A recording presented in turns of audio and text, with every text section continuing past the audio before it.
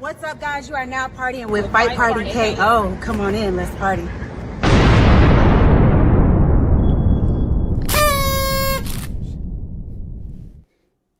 If you love boxing like we love boxing, you gotta come party with us at Fight Party KO, baby. Boy, look. Got another good show for y'all today. Good show lined up. I can't wait to talk about it all. We got a lot of good little positive stuff, and we got some negative stuff that we're going to make positive in the art of trash talk, because 50 Cent trash talking. So we're going to get on all that. Come on now. You know what I'm saying? But hey, we appreciate y'all joining us. I'm your man, ALLMIT. We got Juice God over here. Together, we are Fight Party KO. What I need you guys to do is send it out and let some more people join this party, because it's about to get live up off in here. We're about to talk about it. Juice God, let them know what ain't we got no party like a fight today. party, because a fight party don't stop. Don't stop. Hey. Oh man, we got an excellent show. Excellent show. You know, even though it was a little slow week for boxing, we still gonna turn y'all up with these topics, man. It was a CLARESSA little Shields, tardy. 50 Cent, KEYSHAWN Davis added to Shakur and T.O. undercard. Brian Norman Sr., Greg Hackett going at it, talking about Brian Norman Jr. needs a new trainer. We're going to cover it all today, man. We're going to get to it. He got on him too. Man, Yeah. they're back and forth is so funny. It's crazy, Like, man. like the trainers, like they and the little slick disses, the direct disses. It's just different when both of them willing to fight and stuff. I absolutely love it, man. I really do. I absolutely me too, love it. man. Me too. I love action. I love getting to it. I love the fact that KEYSHAWN is back as well. Right. I miss his energy, you know. Man, Like- this undercard is looking good, man. It doesn't it look good? Shakur, like what you thinking about this undercard, Almighty? We got T on Shakur obviously headlining. KEYSHAWN Davis versus Jermaine Ortiz. That's we got gonna be great. Harrington versus Castro. Got Ammo Williams versus Carlos Adames. Big Baby Miller versus why am I drawing Kingsley eBay or something? I don't know how to pronounce his name. I know what you're talking about. Yeah, You know, I'm the worst with name. You the name guy. I'm the worst with that kind of stuff. But you know, we try. See, the thing with me and names is when I'm listening to a commentator, it don't have to be on boxing. Okay. When I listen to a commentator and they pronounce everybody's name wrong, they lose credibility with me. I'm like, oh, you don't know what you're talking about. That makes sense. And I always do research, and I try to just know what I'm talking about before I speak. I'm quick to say I don't know before I just talk about something I don't know. And so I never want people to just not take me seriously. Hey, that makes sense. That makes perfect sense. Yeah, that makes perfect sense. And at the same time, it's like we want to have a good, fun show, but you want to have some facts in it. You know, Absolutely, just running around. Absolutely, talking you can't about just nothing. be eating junk food. You got to get some meat and Eating potatoes. You can't be eating junk food, peoples. You need a balanced meal. Like, you can't just be eating snacks and potato chips and ice cream and then think that's gonna be a balanced diet. No, you need to get some greens in you. You need some steak, chicken. I ain't gonna lie, man. I wish I thought of that. I ain't gonna even. No, man. You know we fight party. This our thing. This our show. Come on now. I wish I thought of that. You can't just. This our thing. This our thing. Golly. Yeah, you know who's the worst at pronouncing names? David Benavidez. He worse than me. He said Better Beev was Better Beev. And then he also said Dazin. Yeah. First time working with Dazin. But it's also dope that he doesn't know anybody's name, because that means he's not looking at anything. No, he's just focused on himself. He's not watching fights with no Focus sound on himself. He's not on no social media. None of that. He's like, hey, I'm focused on what matters. And you saw his camp, like, it's out the way of everything. They got everything they need right there in their camp. They got the sauna room, the recovery rooms, they got the ring, they got the weight room, they got everything in this camp. And it's like that's their heaven. That's their boxing heaven, and that's where they want to reside and just be at all times. So shout out to David Benavidez on focus. He's not always out and about getting in trouble. I think he learned his lesson when he got caught with a little bit of that little, you know what I'm saying, and got his belt stripped. So it was like, no, we got to buckle down and we got to stay focused. Let's stay out of this riffraff that's out here in these streets. And so shout out to David Benavidez and the whole Benavidez camp for just staying focused like that. Love that. Yeah, man. And somebody who needs to stay focused. KEYSHAWN Davis, man. He's looking for a little bit of redemption as his last main event fiasco didn't go according to plan. He missed weight. Fight got canceled. Got into altercation in the locker room trying to attack the person who beat his brother. Bless his heart. Well, allegedly. Bless we don't need any defamation lawsuits. Allegedly. Right. Allegedly. Attacked near Albright and messed him up after the fight. But this is KEYSHAWN. You know, he's looking for some redemption on Shakur and T.O.'s undercard. How you feel about the matchup with Jermaine Ortiz? This will be KEYSHAWN's first fight without Bomac since he's been working with Bomac. Bomac officially said he's not going to be training him for this one. So Bomac said, leave my name out of this shit. Yeah. Damn, man. It must have really went sour. Yeah, they don't do, man. Him and Crawford don't do that. Yeah, they don't do that locker room and bad sportsmanship. We don't do that ignorant. Bomac's still salty about how Derrick James and Errol Spence did after the fight. He's like, no congratulations, no good fight. Yeah, he's like, F them forever, respectfully. Right. Like nobody, like this is a respect game. This is a gentleman's sport. Bomac has always been on his gentleman stuff. Even when he is doing a little trash talk here and there, he still just, it's like within the sport. Within the sport. It's almost like going to a Little League baseball game. You hear them out there, hey, batter, bitch can't hit it, you know good. Like that's kind of trash talk that Bomac doing. It's not like I'm trying to viciously attack or really come down on you personally. It's like, no, we just competing. And so respect to you, Bomac, on that. You and Crawford really stick to your guns and your principles on showing respect. I love that, man. I love that, especially out of some young black kings showing you how to be a respectful. Juice about to bust. I just Juice bust. It happened to pop into my head when they were at that press conference, the Terrence Crawford Spence press conference, and then Derrick James was being real disrespectful. He was like, "Oh, they need to make a new weight class for you, super heavyweight." Oh my! And then Bomac was trying to keep it together. He's like, "You bumping your gums at me, I can bump my gums at you, but at the end of the day, they ain't gonna fight in the ring. I promise you something. I promise." He was like, "Oh, he wasn't feeling that at all. He wasn't feeling that at all. And, that victory was as much of his victory as it was for Terrence Crawford." Yeah. Shout out. I don't even think Derrick James was feeling. In hindsight, I don't think he liked all the insults he was given, the personal insults. I don't either, because I had never seen that side of Derrick James. It seems like he got caught up in the moment. Like the moment he did, all the spotlight was on him. He's like, I got to talk some trash. I got to say something.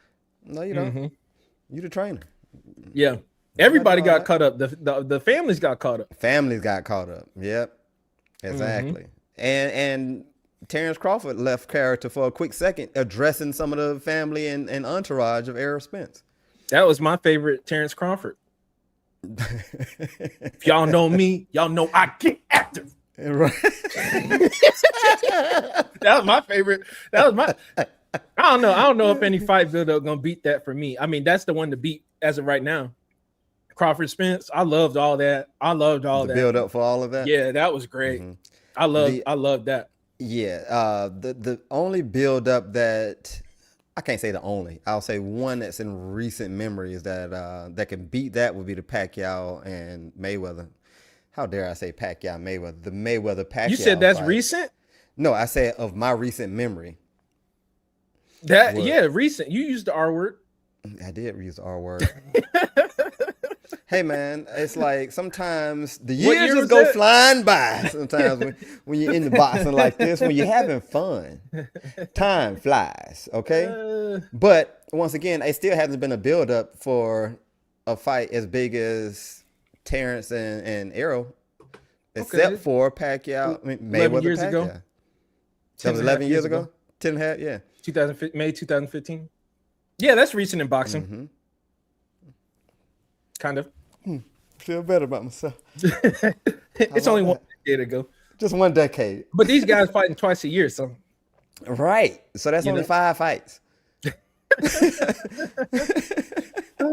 And no. I'll give you that. I'll give you that because Pacquiao did fight this year or last year. Yeah, they fighting twice. Yeah. So they fighting what, 10 fights in 5 years. Okay, time flies when you're having fun. Is what I was saying. Absolutely. But, like even the build up, I want to say for. Yeah. All right. Shakur no, I'm talking. Now that I'm thinking, historic build-ups that I can recall.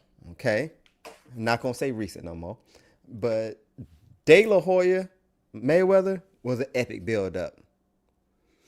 2 Mayweathers. Mayweather Canelo. Oh, Mayweather was an epic build-up. Common denominator. Mayweather Pacquiao. Epic build-up. You said Mayweather McGregor? It wasn't as epic as those other ones. It was epic, but he was on the line. It was epic. It was maybe a tad bit more epic than, because it wasn't long enough of a build-up. Those other build-ups were like boom, boom, boom, boom. Ekum in the build. It's a lady. Ekum in the building. What's happening, Ekum? Shout out to you. How we sound, Ekum? How we doing? How the volume's good? Everything's good? We good? We looking good? We straight? You know what I'm saying? Let us know. But yeah, Conor McGregor didn't have that the build-up wasn't years in the making. It was like all of a sudden, oh, okay, they about to fight. Oh, okay, great. And it was a great build-up because Conor McGregor talks trash. But years of building up, like that Spence and Crawford fight, can't even say that no more. That Crawford and Spence fight, that was years in the making. Years in the making. Build up, build up, build up, build up. Hey, appreciate that. We sound good, so we sound good over here. Oh yeah. How you liking how KEYSHAWN building the fight? That's what I was just about to go into. KEYSHAWN has a great way of building fights using good positive energy for the most part. He had that negative issue, but for the most part, the businessman be on some positive stuff. He'll talk trash, but in the same vein as like a Bo Mac, it's like, oh, but it's just for the sport. I'm talking trash for the sport. Then I love the fact that he brings his family in. The whole DB3 connection, bringing the sisters in to sing and the mom in to manage. All of that is positive for boxing. He said we went from ESPN to Turkey. Hello. Hey, and he greased his ass up and all that for the video real quick because he turned around. I was gonna be back and better, right? You know he wasn't sweating because he turned around. His back was dry as shit. How you got all kind of baby oil here when you turn around and your back extra dry? So we know it wasn't sweat. You knew you was about to get on camera. You knew your abs were on point. So you were like, let me grease them up real quick. You know what I'm saying? More oil, please. You know what I'm saying? Yeah, call Diddy real quick because I need a little bit more. Yeah, more. Not saying, KEYSHAWN, that you related to Diddy at all, okay? It's just Diddy's known for baby oil right now, so if you say anything about baby oil, you know it's going to come up, all right? But all respects to you, KEYSHAWn. All respects to your player, but we did notice that you missed a few spots with your baby oil, okay? Next time, have somebody do your back, all right? Have your assistant do your back. They're your brothers, so it ain't going to be on no pause moment. Be like, hey, bro, I need you to put this on my back so it don't look like I just got baby oil on my nipples and on my abs, okay? Because otherwise, when you only put it here, it comes off like, ooh, I'm about to be on camera. Hey, let me put a little baby oil on my nipples and on my abs. Oh, man. No, sir. Whole thing. Get your arms, get your back, rear delts, triceps, all that, okay? But once again, KEYSHAWn, I'm just play for banter. I think you're a great fighter, and I love how you promote when you're on your positive stuff, on your positive spin. He's talking. And he's lively talking. He's not just, hey, y'all, I'm back. You know, I was with ESPN, and now we're Turkey. No. Ho hum. KEYSHAWn is, do the KEYSHAWn again right quick, Jew. I was going to be back and better, right? I told y'all that, right? I told y'all that, right? He's back. We went from ESPN to Turkey. Hello, Jermaine Ortiz. I've been knew I was fighting you, but I just had to shut up. It's official. It's official. I am back. January 31st, the business is back. You can't teach that, man. Fire You either got it and in you or you don't. energy. That's it right there. Fire and energy. Turkey.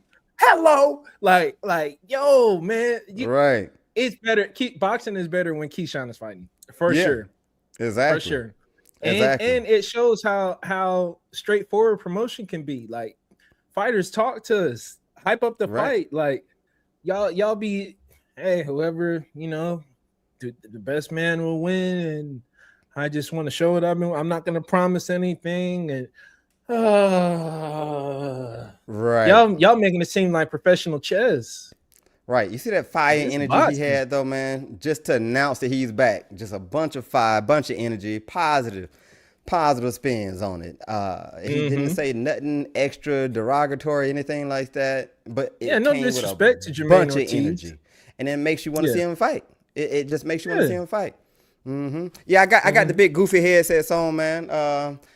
Because I needed some chicken feed for y'all chicken heads to talk about. So I appreciate you going ahead and feeding into that chicken feed that I put out there for you. You know what I'm saying? Little chicken head. You know what I'm saying? I appreciate you gobbling that up. You know what I'm saying? We got some more engagement because of the goofy headset. So it's working, Yo, and it's got to show working. the part though. You know what I'm saying? Oh yeah, and the part. So I wear them like this, guys. So I got to make sure that all y'all, folks who like to eat chicken feed, y'all got some more chicken feed to eat. So yeah, these crispy parts been brought to y'all by BB, the barber. You know what I'm saying? The great Be Easy. But I got the headsets on. See, if I ain't had these goof ass headsets on, you wouldn't have left no comment. And you wouldn't have even been attracted to even saying that. You know what I'm saying? So that's what we do. We sprinkle out that chicken feed for all y'all little chicken heads, and y'all just come like, and just eat it on up just like that. So I appreciate that. What's your name, son? Deny 999. Come on. Maybe that's your chicken feed. I ain't gonna feed into it. Oh, hold on. Deny 9999. Right. Deny 99999. Yeah. I like we that. appreciate you, chicken head, for eating up that chicken feed real quick, man. Thank you. Thank you, sir. Appreciate the engagement. Man. Who you liking in this fight? KEYSHAWN or Jermaine Ortiz? You like this matchup? I like the matchup a lot because Jermaine Ortiz gave Teofimo Lopez all he can handle for the most part. Some people he was felt moving. like Jermaine Ortiz beat Teofimo Lopez. But I want to see KEYSHAWN and what KEYSHAWN does against Jermaine Ortiz. I hope that KEYSHAWN is focused. I hope the weight is where he needs to be. I hope he has a game plan of attack and not just pretty much, so I know I'm good and I'm my pedigree is better than Jermaine, so I'm going in and beat him. I hope you have a good game plan of attack, all of that. Look at some footage. Know that he's not going to fight exactly like the footage, but understand some of the tendencies that he may have. Look at his footwork. I don't really know what to expect from Jermaine Ortiz as far as the game plan. Like he's athletic and he'll switch it up on you. Yeah. He didn't fight Loma the same way he fought Tio. Once he saw Tio getting frustrated with Sandor Martin, he's like, "Oh, you don't like movement? Okay, I'm gonna move the whole time." They had Tio frustrated. Saying, "Come on, let's fight. Meet me in the center of the ring." And then Tio was trying to. It was like when Pitbull Cruz tried to back up boxing Roach. It was like that ain't what you do. That ain't what. But Tio was just trying to force some action, and Jermaine was like, "Nah, I ain't about to play with you and trade with you on the inside." So it'll be interesting to see how Ortiz approaches KEYSHAWN. Is he gonna try to bring the fight to him, or is he gonna try to frustrate KEYSHAWN? Like, I think that'll be an interesting dynamic. I know that KEYSHAWN would want to be the showstopper and, get a knockout at his first fight at 140. So Ortiz could kind of use that against him and be like, "Hey, I'm gonna get you, like, I'm gonna be the matador and you'll be the bull and you'll be chasing me all night and you'll be concerned about having a boring fight. Then boom, catch you while you're not even expecting it." That's a legitimate strategy. Right.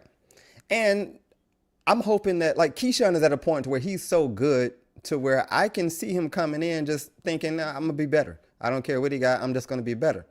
But I think he's smart enough to not do that. He's good enough to do that, but I think he's smart enough to not do that. So don't go in, KEYSHAWN. Just Is it him being smart enough, or is it Bomac being smart enough? Bomac said, "Leave my name out that shit." Okay?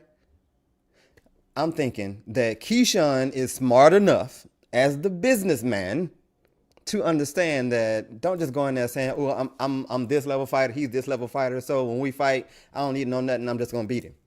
No, player. Jermaine Ortiz is that sleeper. That's why he's still fighting on his card right now. He took a loss to Tio, but still got his name circulating because he fought well. Kind of like the Sam Noakes and Abdullah Mason. You know what I'm saying? I like Jermaine Ortiz in all his losses. He fight well in all his losses because when he fought Loma, that was a good fight. It was a very good fight. I feel they both were close. I feel like he had more of a case for winning the Loma fight than the Tio fight. Mm-hmm. If I had to decide, because I felt like when Ortiz was fighting Tio, he could have turned it up a little bit more. Yeah, because he was super concerned on moving around, and I mean his footwork looked good, but it was like you're not looking always to counter. You're looking to not get caught, right? And that's the priority versus like looking to set something crazy up. So I agree. With that. It'll be interesting. KEYSHAWN without the Cheeto bag in the corner in the locker room, it's hard to say if we're gonna see the same kind of performance. Because Bomac, man, you talk about game plans. That camp over there, they come up with some doggone game plans for you. And you know, when you're moving up in weight, it's always a challenge because your power got to adjust, and everybody's bigger and stronger. And he's been out the ring for a while. Last time he fought was against Baranchik, and where did Baranchik go? So that was right. Like he just fell off the face of the earth. He did just fall off the face of the earth, didn't he? That's a top rank special for you, ain't it? Man, that is a top rank special. Like that, you build this guy up, then never hear from him again. You're right about that. Baranchik just out of there. Yeah, they low key did it to Ortiz too, because it's like, dang, okay, fought Loma, fought Tia, then he don't get a fight again. He deserved another fight. I mean, a big time, you know, undercard fight or something, not prelims. So yeah, it'll, you know, the trainers make a difference. Trainers make a difference. I still got a lot of faith in KEYSHAWN and want to see him fight, but I'm just taking everything to consideration, you know? Right. I feel you on that, man. I also feel like Tio is known for having more pop than KEYSHAWN. Yeah. And I feel like Jermaine Ortiz may go into the fight thinking that KEYSHAWN doesn't have the same pop, so he may take more chances with KEYSHAWN. KEYSHAWN likes to engage and likes to counterpunch as well. I don't know if he counterpunches as well as Tio, but he throws more punches than Tio. I think KEYSHAWN is a more active and busier fighter with his punch count. And he throws smart punches. He's not just throwing meaningless punches. He's switching up the intensity of the punch. He's switching up his angles, when he's throwing, where he's throwing the punch selection. All of that is like a good mixture mix with KEYSHAWN. Teofimo might explode in and hit you with a quick hook. Might explode and hit you with a hook straight, and then that might be it. KEYSHAWN might stay in there and give you a few angles and work a little bit more. So I'm very interested because I think Ortiz is not going to be as afraid of his power, and it'll make him engage more. KEYSHAWN wants to show that he's back, so he's going to be engaging. That may end up being the fight of the night, to be honest with you. Right. I mean, because it can be. I mean, right now it's looking like a leader for it. I don't know how those other fights would do. I think Adames would beat Ammo Williams. I think Adames beats Ammo Williams. Yeah, Shushu would probably show out. I know Shushu trying to do something because he didn't get I don't think he got a stoppage in his last one, right? No, but he wants to. Tio and Shakur, it could go a lot of ways. It could go a lot of ways. I don't know. I'm interested to see. Tio could hit Shakur real quick early, and then Shakur gets on that bike, and it's a boring fight. That's one thing I understand and respect about Shakur. He's like, hey, I'm going to try to win. I'm not going to try to be too cool to win and then end up losing. If you get me early, I'm going to get on my bike. Lance Armstrong.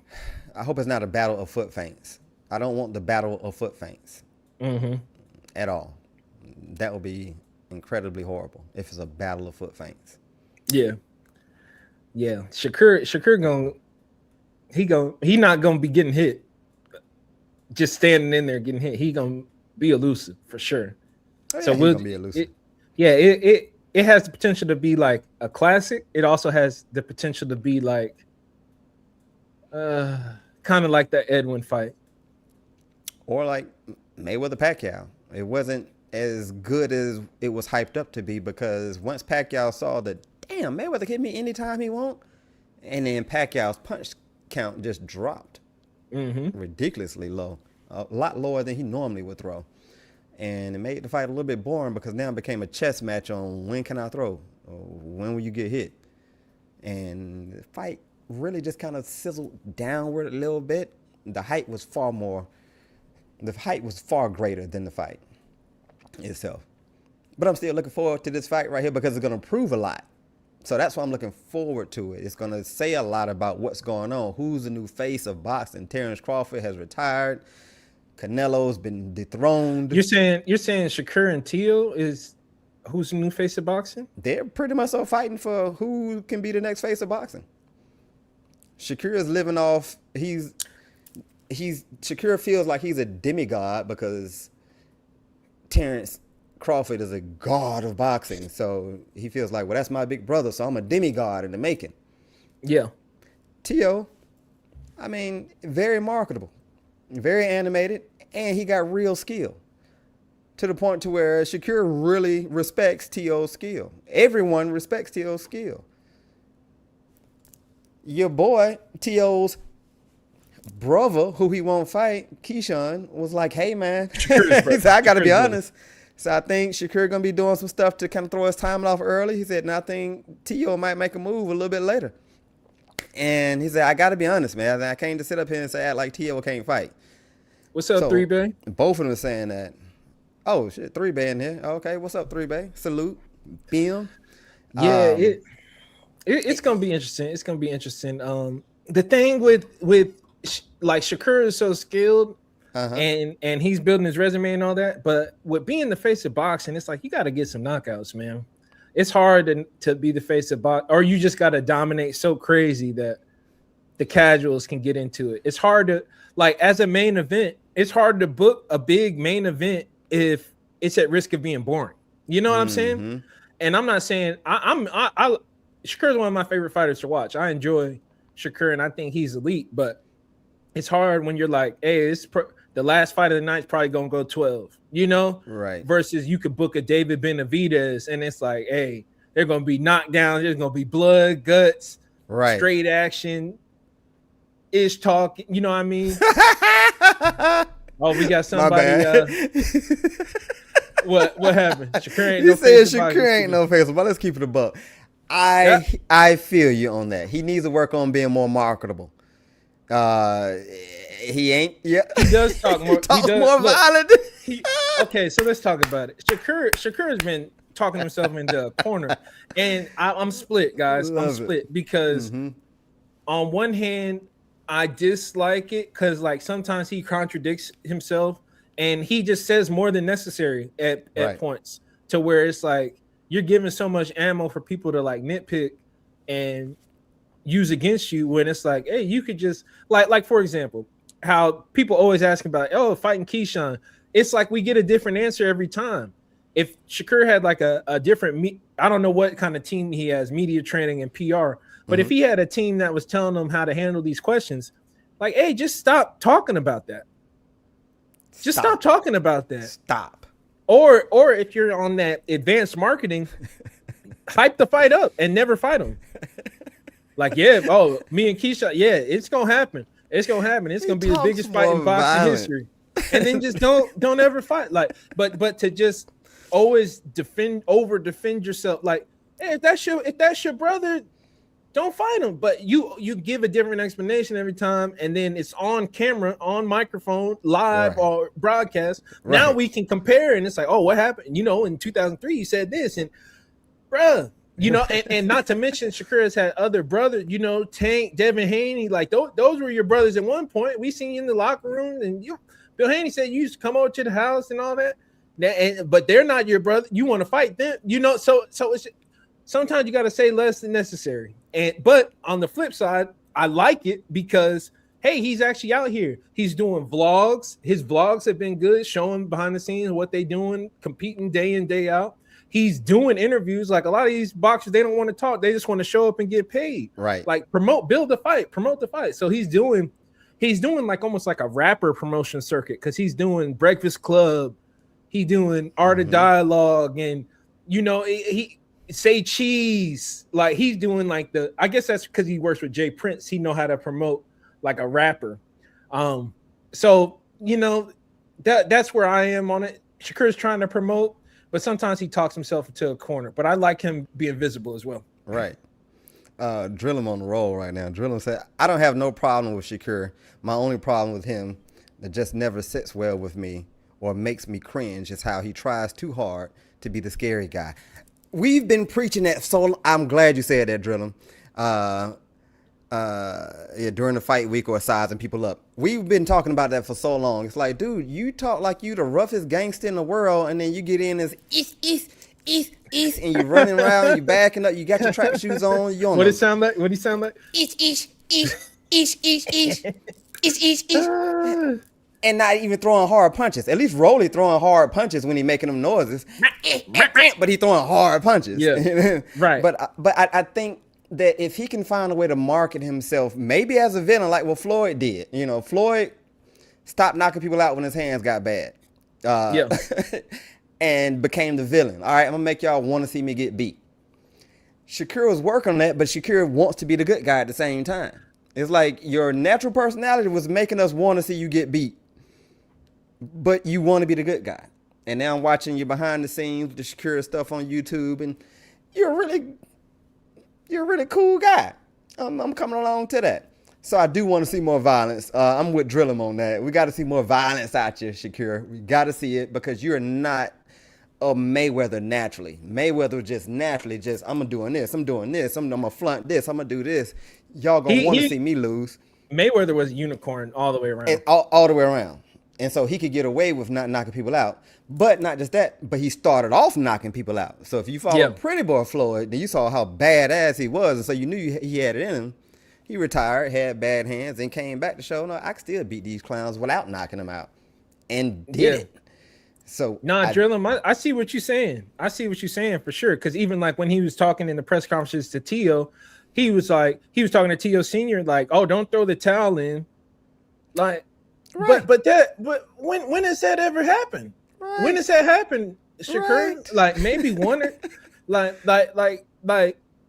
Shakur don't even be getting knockdowns like that. No. Like the last knockdown was what? Padley. And Padley was just finishing. He stopped Padley in the ninth.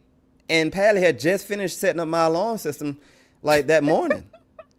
Like he set up the whole ADT, ring camera and everything. And they were like, oh shit, I gotta go fight real quick, player. I'll be back to finish up. I gotta leave my equipment. Can I leave my equipment right here in the corner? All right, I'll be right back, man. Don't touch that. That's still a live wire. So don't touch that. I gotta solder that back. But I'll be right back. I gotta go fight Shakur Stevenson. And then he got a knockdown on him in the 9th round. You know what I'm saying? Like, finally. Finally, sir. Goodness gracious. No, I agree. And Padley said that was really more because he was tired. Yeah, that, man. Yeah, and it's just the overselling. Like, sell what you do. If you got the best plus minus, sell that. If you're one of the best defensive minds and you got an IQ, sell that.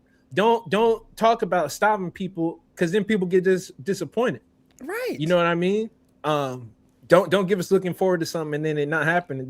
That's all people are doing. They're just like, oh, well, you know, I'm gonna just go get a jump on traffic and leave your fight early because you're dominating, but you're not going for the knockout. So Shakur doesn't even trust his own hamstring to really, really go for the knockout. Yeah. He wants to make sure he can finish the fight and have both his hands not be injured. So he's not even throwing with that kind of intensity to try to get you out. Every now and then he'll throw a hard body blow to try to slow you down. Mm-hmm. But then he'll catch your elbow and be like, yeah. He going back to the corner. Oh my gosh. Here go. We'll see. We'll see what happens versus Tio because that's a different type of fighter right there. Yeah. And he's gonna apply that pressure and intensity. And he's gonna hit you with something hard, whether you block it or not. You're gonna feel how hard it is. Bam. Oh yeah. Okay, let me figure this out.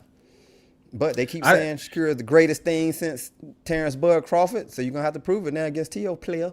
You're going to have to prove that player. Yeah, it's been a branding play for sure with Shakur. Even though I think he is elite. I do like Shakur's skills and like him as a fighter. But the branding has been crazy considering how much is left to do. Right. Exactly. You know? So I'm interested to see. I'll definitely be tuning in January 31st. The whole card. I like the card. Got who's putting on the most for New York on the card? The most for New York? Because we got Big T.O. Baby Miller. Baby Miller, he's from New York. Yeah, it's probably T.O. T.O.'s more from Florida, from what I'm understanding, but he represents. He likes to represent New York a lot. Shakur's from New Jersey. Yeah. He's from Newark. Yeah. Which is up there. It's up Shushu's from New York. Shushu is from New York. Mm-hmm. Yeah. Jermaine Ortiz is from Worcester, Massachusetts. I only know that city because I went to school in Worcester, Massachusetts. So the one athlete who no. I think Marvin Hagler is from Brockton, but he's from Massachusetts as well. But Jermaine Ortiz is from Worcester, Massachusetts. Adamas and Emma Williams, are either of them from New York? No, Emma I thought was from the South. I thought he Emma probably was is. from the South. Maybe not. I think Adamas representing something in New York, Puerto Ricans or something. He could bringing people out in New York. That's what I'm thinking. Right. Shoot, I guess T.O. Yeah, T.O. I think T.O. has the biggest representation for New York out there. Drill him. Shakur actually said he hurt both his hands after that Padley fight. So yeah, you're right. He was icing them hands afterwards because he said he injured both his hands again. It's like, you injured your hands again against a dude who's coming back to pick up his electrical equipment from a house, and he got to resolder the wires to stay alive. After I get done, they're gonna send you a survey, and so it'll only take a few minutes. You can just leave me 5 stars and let them know I did a great job hooking up your security equipment. That'll go a long way for us. And if you have any questions, just go ahead and call dispatch. And it's been our pleasure serving you today. And do you need to let me out of here, or can I get out? Do I need a key? No, I can get out on my own. Okay, thank you very much for your service, and I hope you have a 5-star day. That was Padley. That was Padley 5-star day. That was Padley fight week at Almighty's house, hooking it up. Then it's like, oh, hey, you want to fight Shakur? Sure. Hey.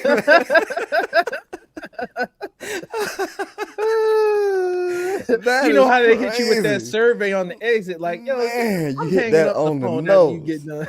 You hit that on the nose. They try to send you the little iPad, like, go ahead and fill this survey out. I ain't doing no doggone survey. Golly. Right, you hit that on the nose. I love it. So definitely watch it. Right. Man, let's shift gears a little bit because we had a little trainer beef. Brian Norman Sr. and Greg Hackett going at it about if Brian Norman Jr. needs a new trainer. So we've seen recently that Devin Haney beat Brian Norman Jr., knocking him down earlier in the fight. And it seemed like Norman Jr. kind of ran out of answers. A lot of people were critical of Norman Sr. In the corner before the knockdown and after the knockdown, feeling like he gave some bad advice and didn't necessarily have the answers. Let's get into Greg Hackett sort of breaking down what happened. Therefore, you had to find that out, and that's what he found out. I don't know where my Still got hit. You seen that? Yeah. Did you see that? Yeah. He had his hands up and still got hit. How did the shot get through? Show me. It went in between the gloves. It went right in between the gloves. He here. Now, if you'd have cut the angle, the would have slid off the forearm or off the wrist or something. And he was so stuck on that after the first round, he couldn't peep the blitz. The first round, Devin Haney, all he did was what I like to call creating a web, a spider web. That's all he did. Devin Haney circled him around, put that spider web out there. All right, I know where I could trap him. Second round, in between rounds, Norman damn, son, go after him. I told you he ain't fast. I told you he ain't countering. I told you he can't do this and that. Walks him right into a wall. Sent him out there again. Boom, got him caught. Boom. You know what I mean? Now everything changing. Kids seeing double now. He get caught again. Bill, go out. Bill. I mean, now you down on the ground. You got Dev looking at you like, what I tell you? You know what I'm saying? Now you got to fight your way back because you like, what the just happened? You know what I'm saying? Greg Hackett almost tells a story kind of like Charlie Murphy. Okay. Describing Rick James stories and all that. I love it. Yeah, I think Greg Hackett actually made some good points. Mm-hmm. I really do. I think he made some real good points.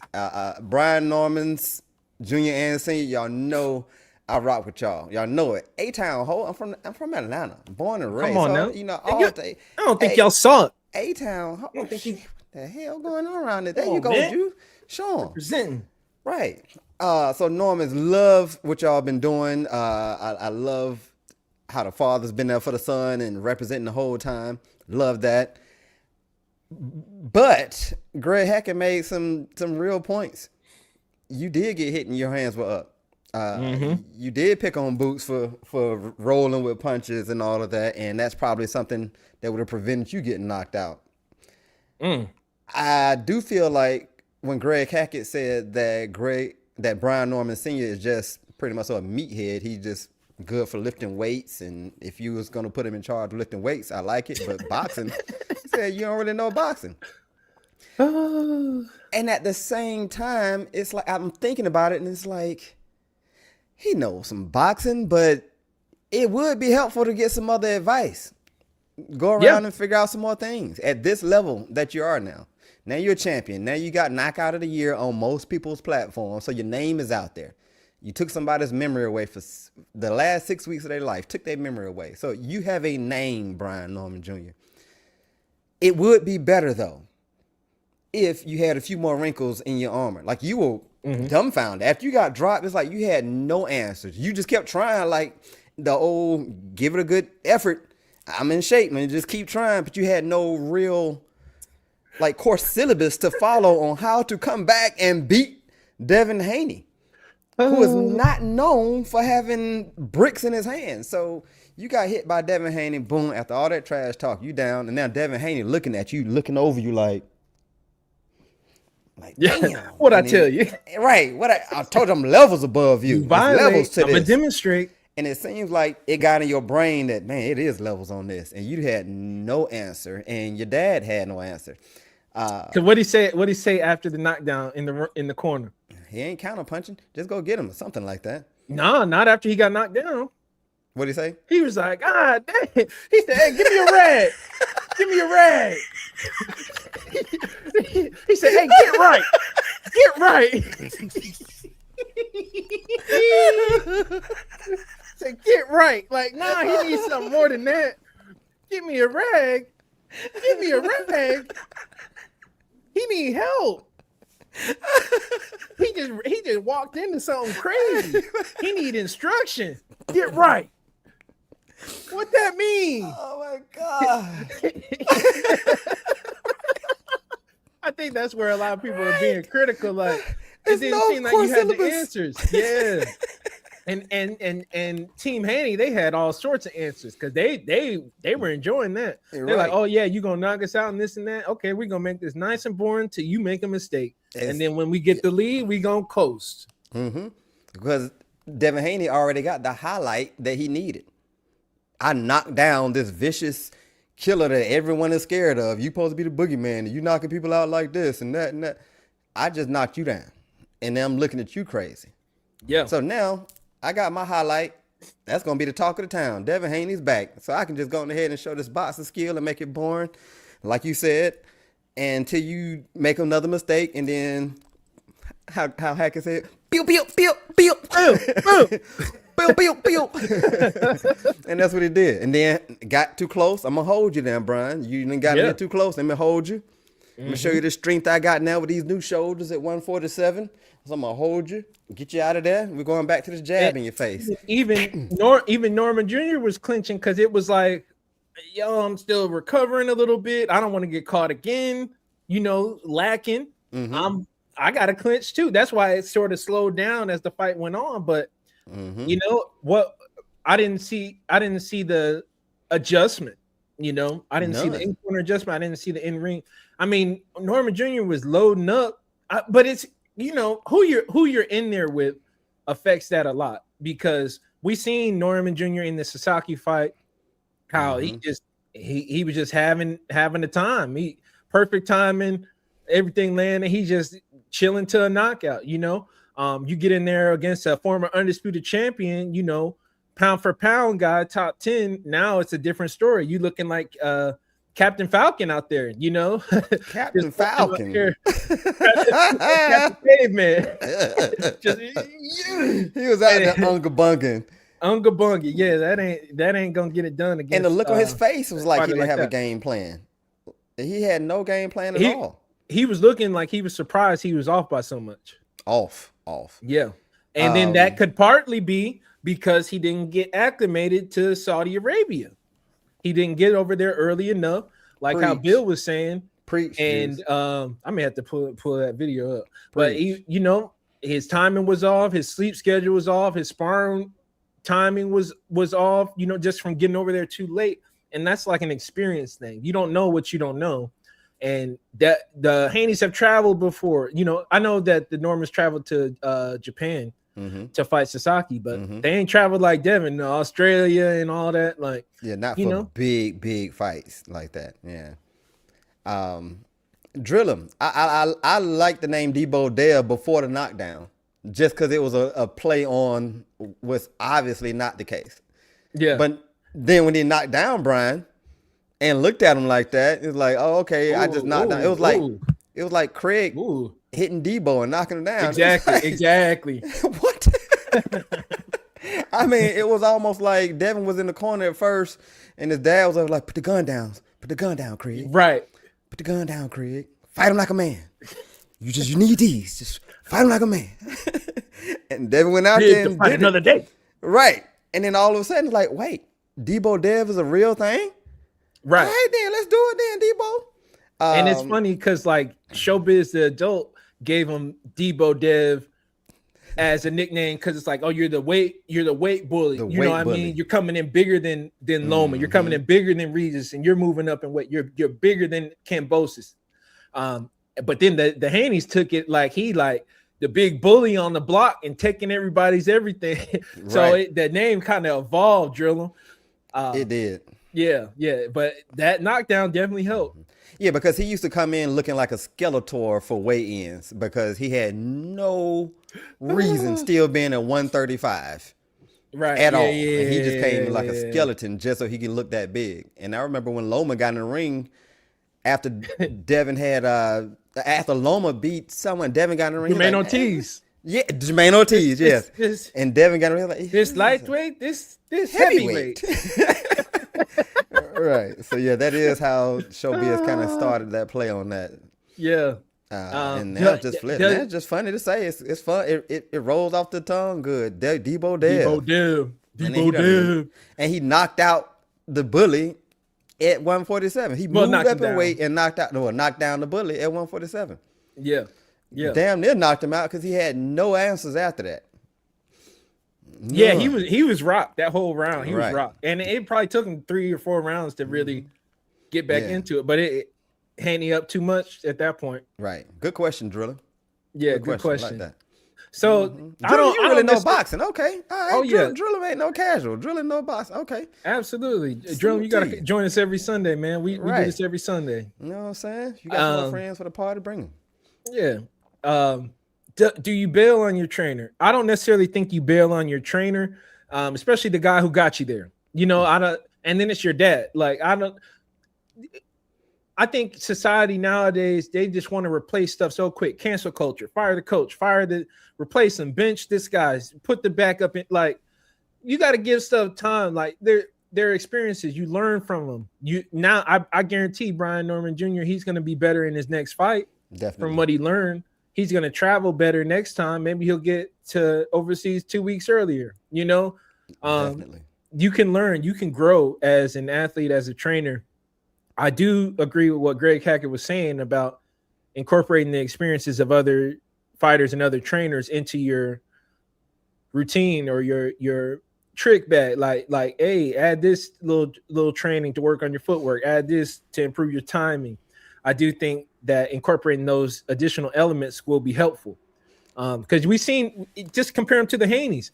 We've seen the Haney's go bring in Shane Mosley. We've seen Bill Haney go talk to Floyd and bring Freddie Roach in and have Haney working with Freddie Roach and just doing what's necessary to advance to the top level. And they're really two different kind of styles. Like, you got, I'm gonna say it. It's kind of like suburbs versus the hood. You know what I mean? Because like in the hood, you doing what you got to do. You may have to make your own makeshift soccer goal, or you got to use your milk carton, your milk crate to make a basketball hoop, and then you gotta just figure out how you gonna.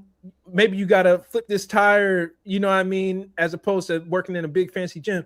But you got the Haneys, they over there, they got the top resources. They're bringing it, they're flying guys in there. They got the budget to get the massage therapists and all that.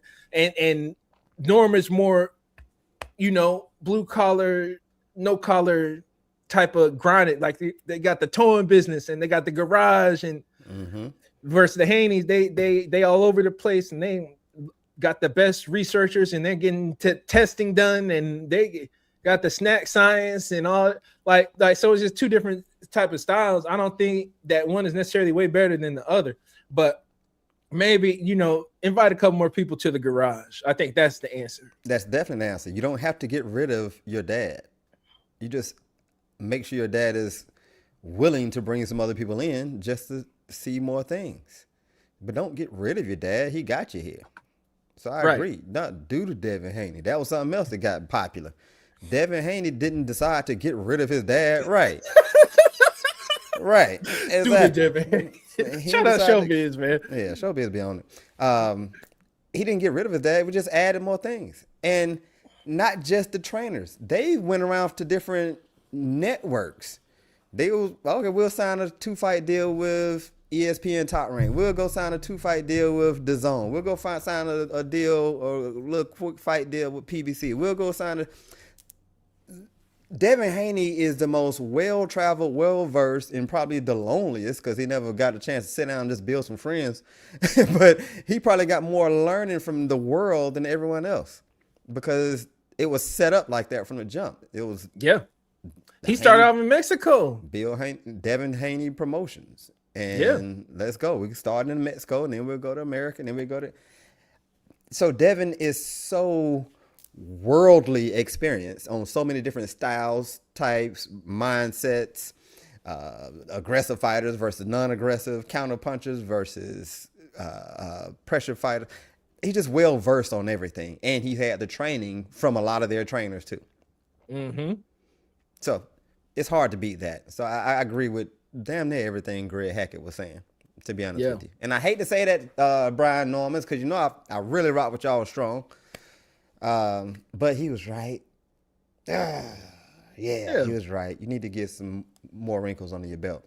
He just looked lost, man. Like after he got dropped, he just looked lost for the rest of the fight. Like I have no answers. My dad ain't telling me really nothing. You know, look at that. Good. We ain't never seen this happen to him before. No. And for it to be a Devin Haney highlight, you know, it's like not a Tank highlight, not a not a Ryan Garcia puncher type highlight. It's Devin Haney did you like that, man. It'd be different if it was Connor Ben and he's like, okay. Yeah.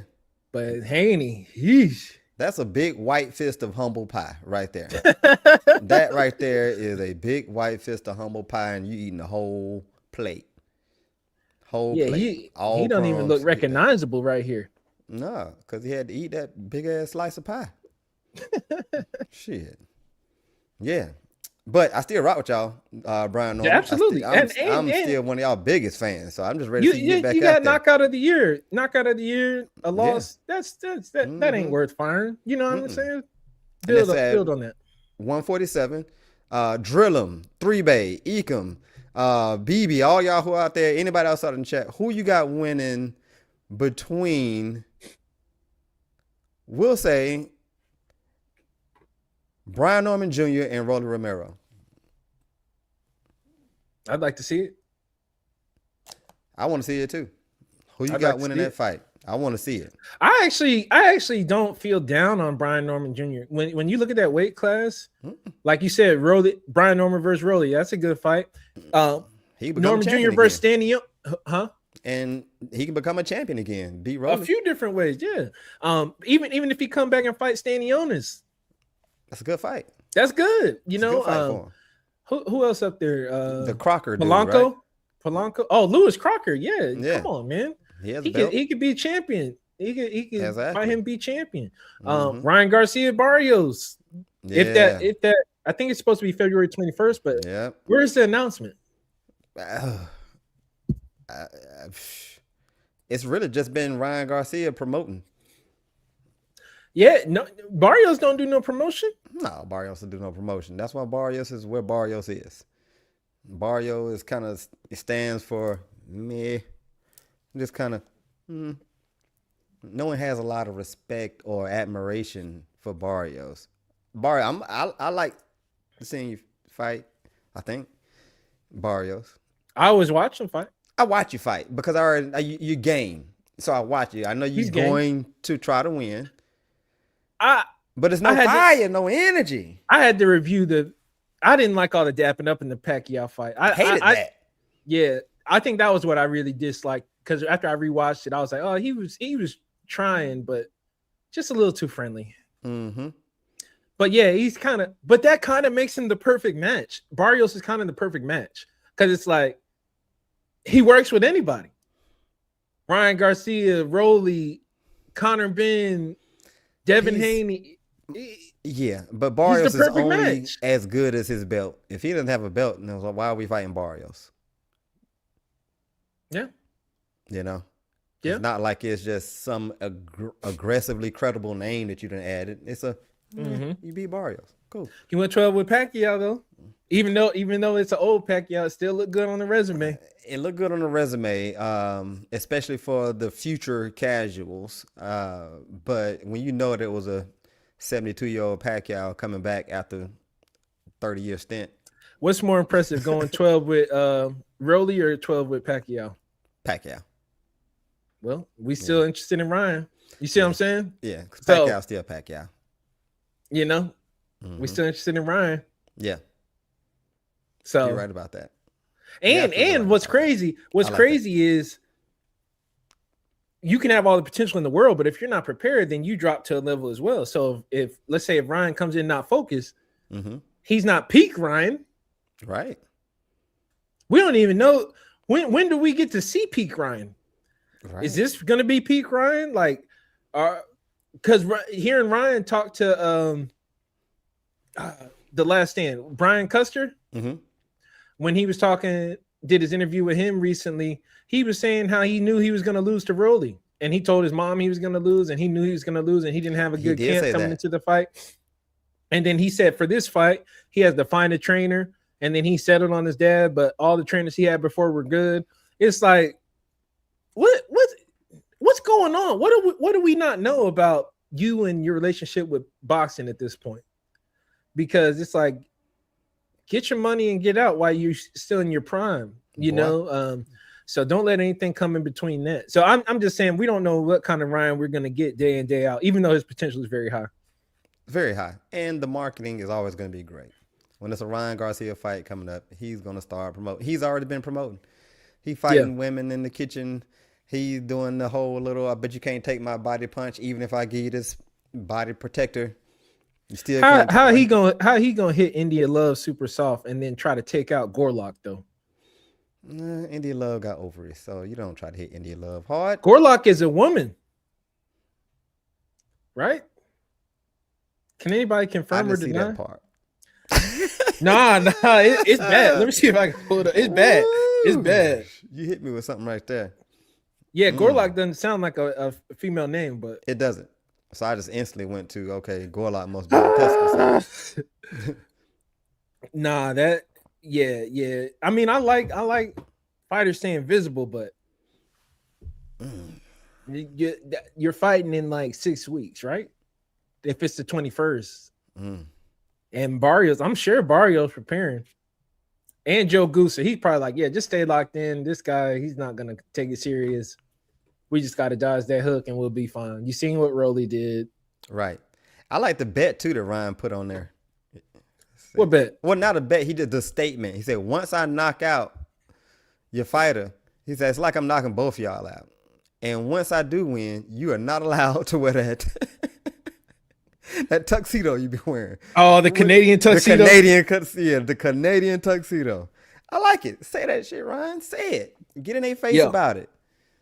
And that's how he promotes himself. That's how I think he amps himself up. I think Ryan gets hype on his own adrenaline. He'll say something and hype himself up. Kind of like me.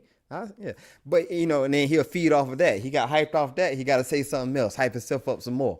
And then if he sees that y'all feeding into it a little bit, just a little wee bit, oh, he gonna give you a whole smorgasbord of it. And he gonna go elaborate with it. He gonna start talking about the kids and the kids are being eaten by other kids and this, that. And that was crazy. He just gonna go there. Ryan's gonna go there and you're gonna be like, is he crazy or is he like playing? What's going on?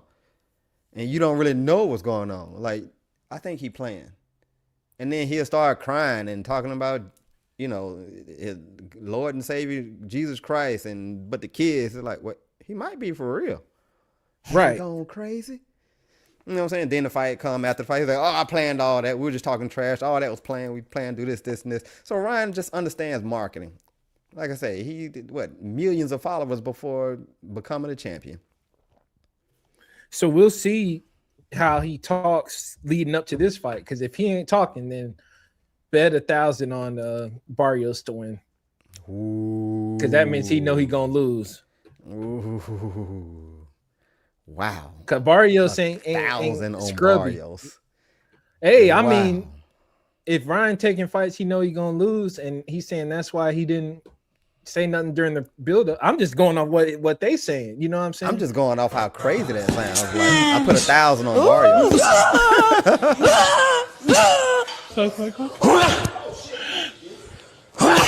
Stop. Wow. All right. What? Did I said stop.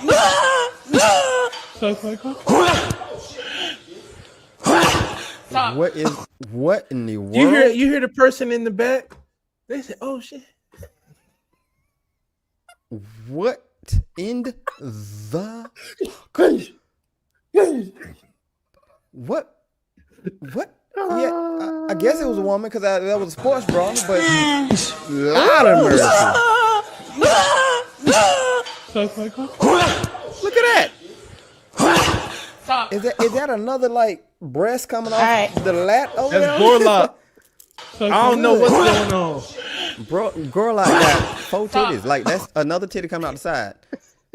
I'm just saying. India Love standing in the pocket. He like, right.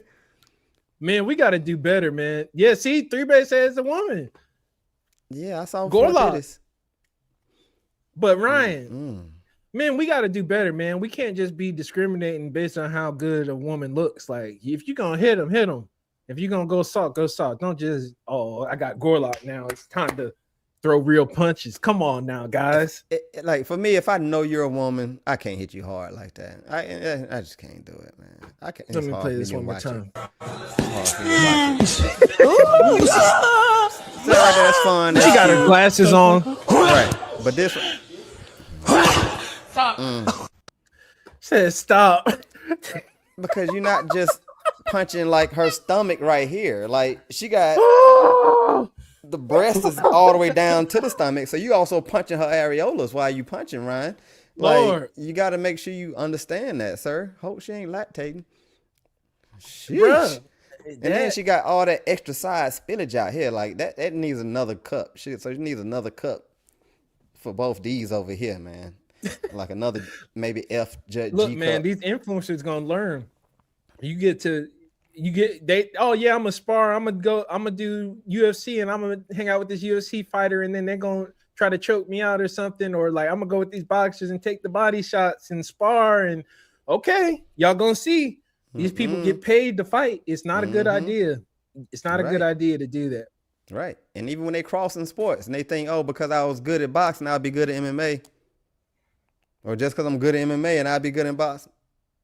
It don't work out like that, player. It's levels, man. It's levels. I went to That's why when Jake class one time and decided this ain't for me. At all. That's why when Jake was talking about, oh, I'm gonna just fight AJ, a lot of the casuals fell for it. But it's like, that's like being like, oh yeah, I'm gonna just go out and I'm gonna outshoot Klay Thompson 3-point contest, or I'm gonna just throw. I'm gonna have a Hail Mary challenge with Aaron Rodgers. It's like, you gonna do what? Right. Huh? Right. Okay. Right. I'd like to see it. I'd like to see it. They'll beat you. No warm up, nothing. Just come off the couch cold. Right. It's levels, man. It's levels. It's definitely levels. Man, I'm telling you, I played football in college. The gap from high school to college, oh, it is huge. Like the plays I can make in high school, I could chase down guys, tackle them. I could bail out my responsibility just to make a play. You're not even engaged with those kind of players anymore. The speed is different, the execution is different. And I'm talking football, a team sport. So I can only imagine the leap to the NFL. Right.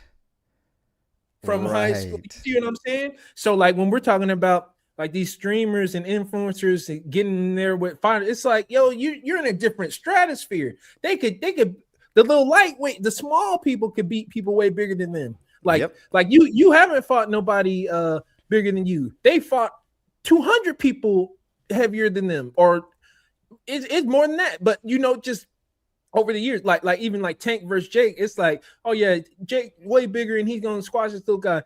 You know how many heavyweights Tank has fought over the course of his life? Right. He been there before. You haven't.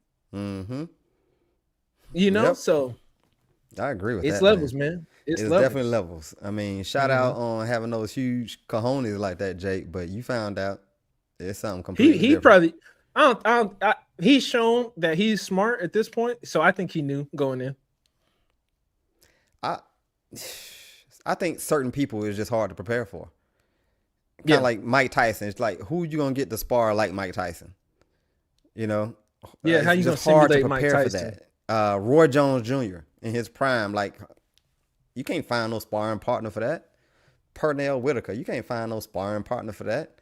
You can't. You know what I'm saying? Like you just can't do it. Those super talent anyway. You can't find nobody to replicate anyway.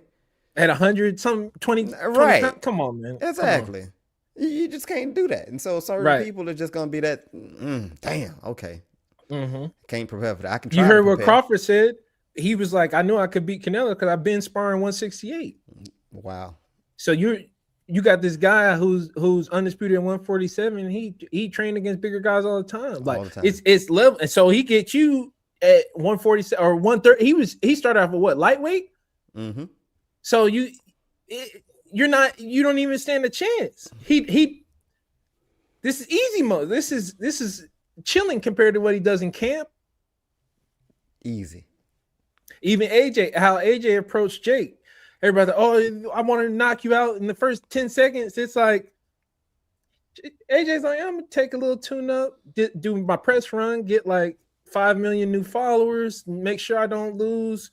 Nice little calisthenics, break him down, got him broken down. Bop. Right. I'm the king.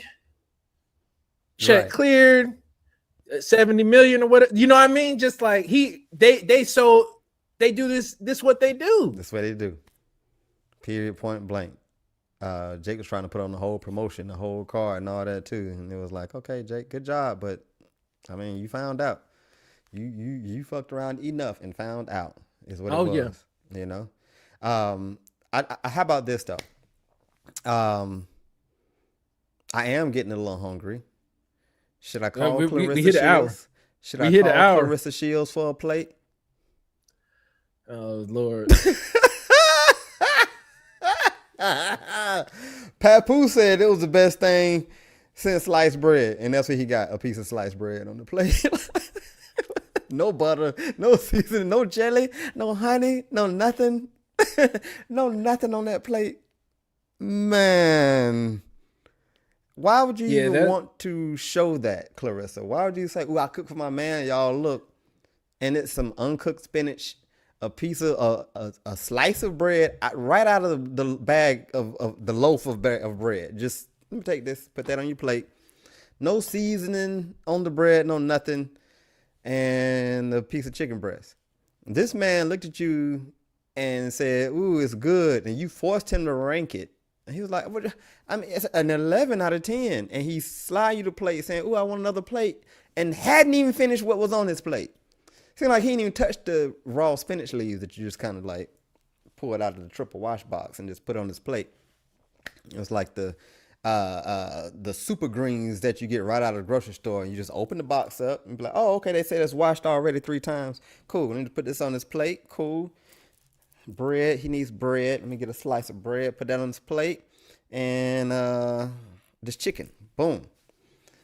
Here it is, babe. Wait. I'm gonna put this on social media because I mean, I did that. I went in on that. I shared. Claressa, babe, would have saw that. Just sprinkle it on there. That's what I did. No, you didn't. That food looked like Boo Boo and TT mix. Anytime somebody is saying it's good, but they got food left on their plate, Sliding you the plate with most of the food still on it, talking about some. Let me get another plate. oh yeah, this is Goodness good. gracious. I'm gonna just fold my plate in half and then Right. put it at the bottom of the trash can so you don't know I threw it away. Not the top of the trash can where you gonna see I didn't like your food. I'm gonna put it at the bottom. At the Try to bottom. make sure you in the bathroom or something, and then I'm gonna Man. fold my plate in half and then smash it on the bottom and hope you don't.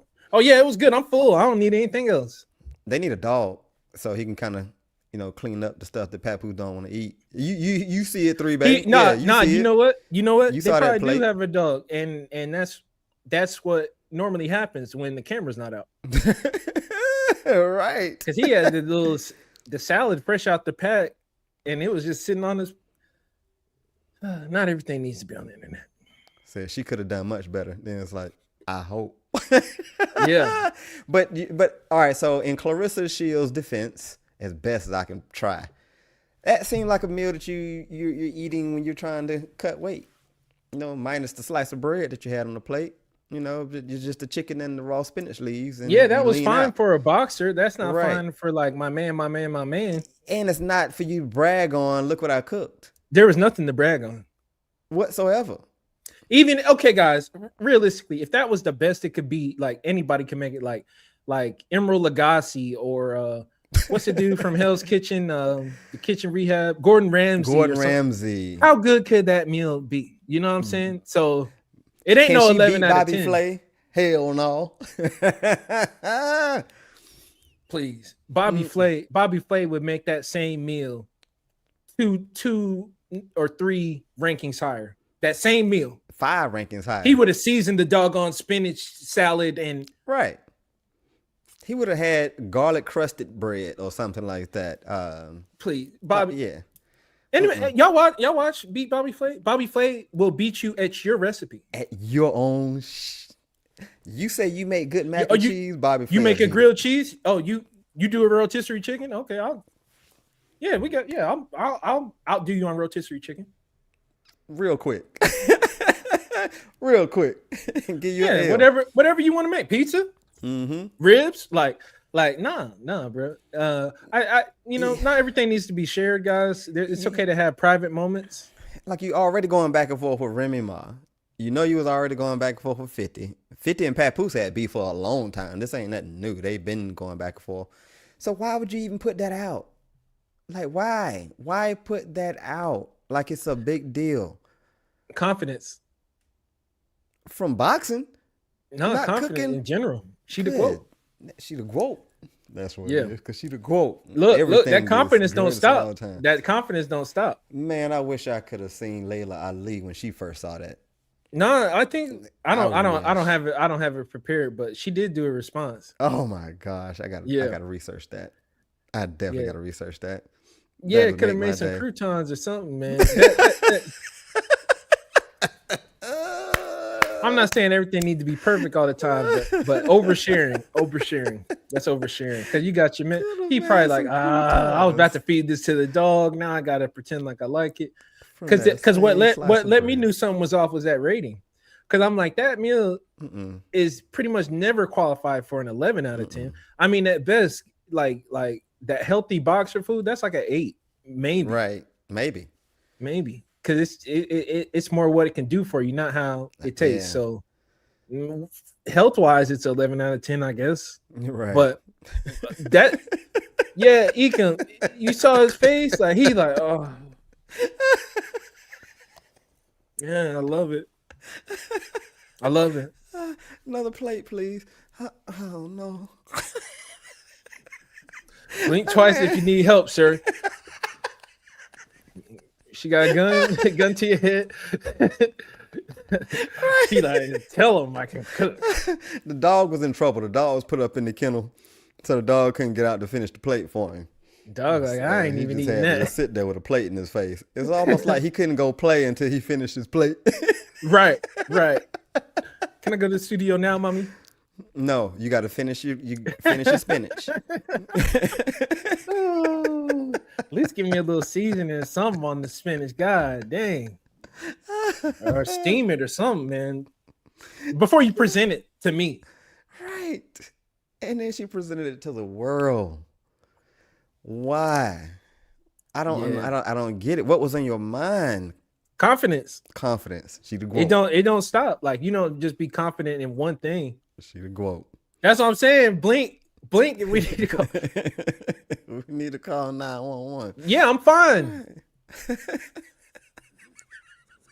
You know what? I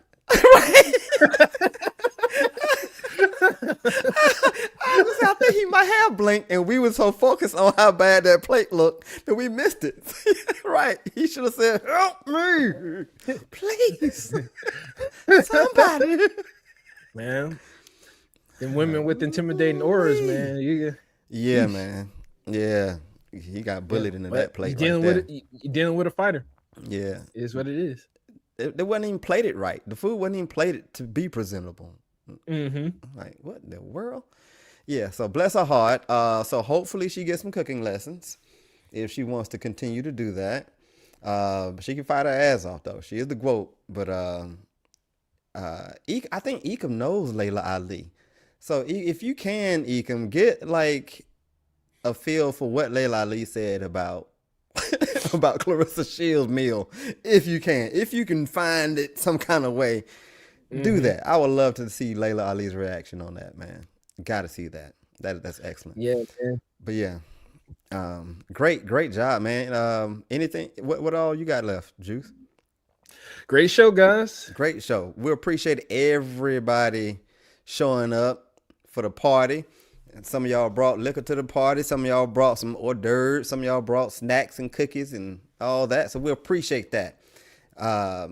Love the engagement from Three Bay as always. Drillum came through. Drillum seemed like, hey, I do boxing. Ecom came in like, hey, I'm back. I'm back, fellas. Hello. And so yeah, it's a lady. We see it, and so we love it. So appreciate y'all coming in. Share the party with some more people so we can make this party even bigger. You know, we love it. We love talking about it. Every Sunday, man. Every Sunday we'll be here. Yes, definitely. So, Juice, you said nothing else? You good?